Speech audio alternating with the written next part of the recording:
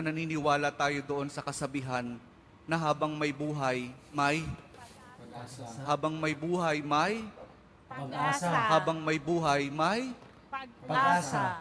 pagsubok.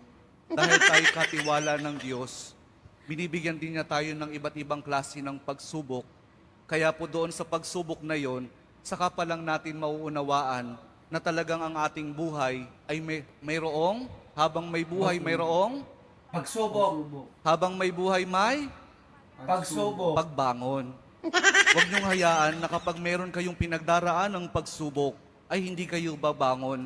Kailangan meron tayong pagsumikap na pagtsatsagaan natin yung ating mga pagsubok na pinagdaraanan. At kapag merong pagsubok at merong pagbangon, saka pa lang natin mauunawaan na talagang ang ating buhay, na habang may buhay, may Pagbangon. habang may buhay, may Pagbangon. pag-ibig.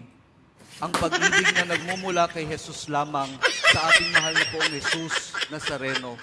Dahil doon, kapag naunawaan natin itong mga bagay na ito, na habang may buhay, may pagsubok, may pagbangon at may pag-ibig na nagmumula lamang kay Jesus, saka pa lang natin mauunawaan at matatanggap na talagang habang may buhay, may